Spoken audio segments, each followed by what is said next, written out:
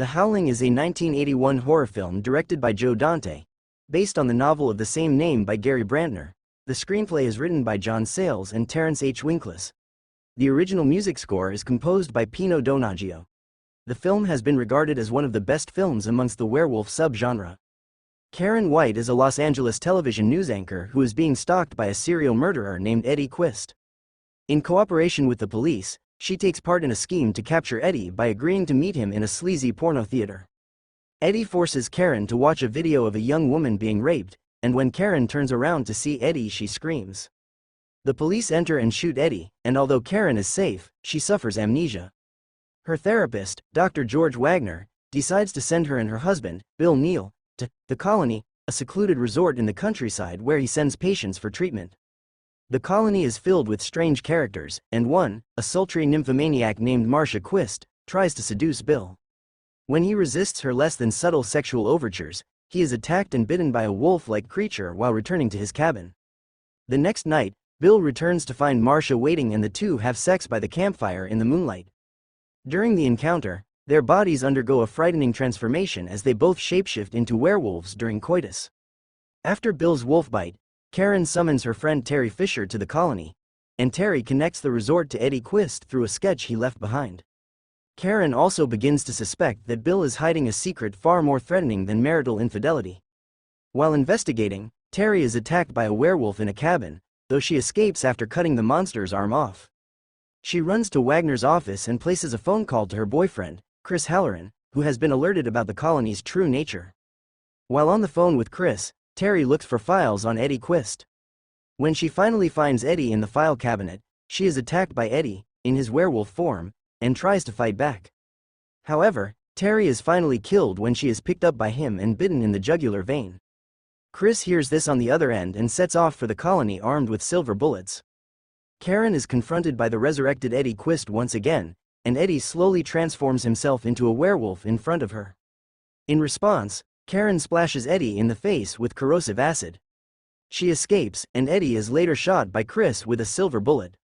However, as it turns out, everyone in the colony is a werewolf and can shapeshift at will without need of a full moon. Karen and Chris survive their attacks and burn the colony to the ground. Karen resolves to warn the world about the existence of werewolves, and surprises her employers by launching into her warnings while on television. Then, to prove her story, she herself shapeshifts into a werewolf, having become one after being attacked at the colony by her husband Bill. She is shot by Chris on live television, and the world is left to wonder whether the transformation and shooting really happened or if it was the work of special effects. It is also revealed that Marcia Quist escaped the colony alive and well.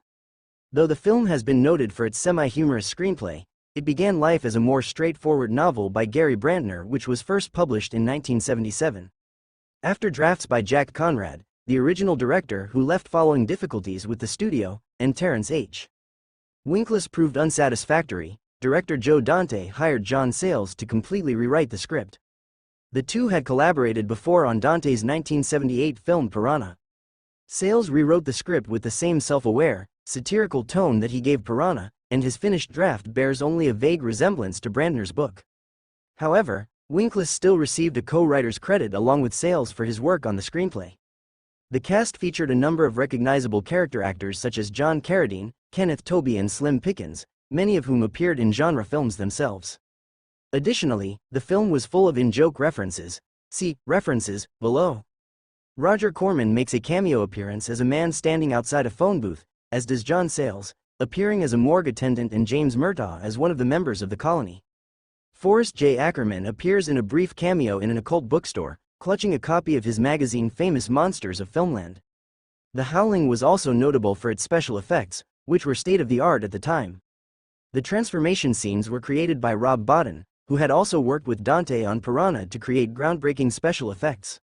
Rick Baker was the original effects artist for the film, but left the production to work on the John Landis film An American Werewolf in London, handing over the effects work to Rob Bottin. Bottin's most celebrated effect was the on-screen transformation of Eddie Quist, which involved air bladders under latex facial applications to give the illusion of transformation. In fact, Variety claims that The Howling's biggest flaw is that the impact of this initial transformation is never topped during the climax of the film. The Howling also features stop-motion animation by notable animator David W. Allen, and puppetry intended to give the werewolves an even more non-human look to them. Despite most of the special effects at the time, the silhouette of Bill and Marcia having sex as werewolves is quite obviously a cartoon animation. Joe Dante attributed this to budgetary reasons.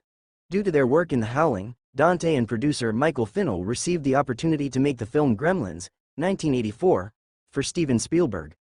That film references The Howling with a smiley face image on a refrigerator door.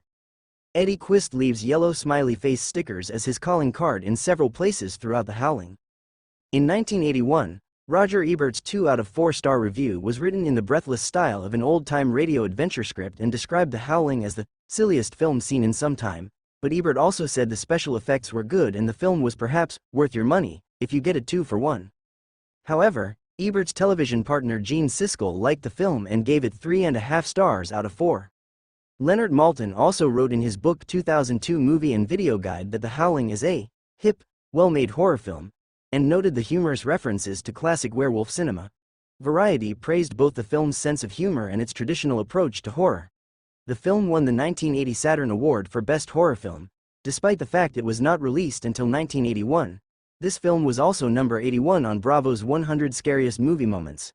Thank you for watching.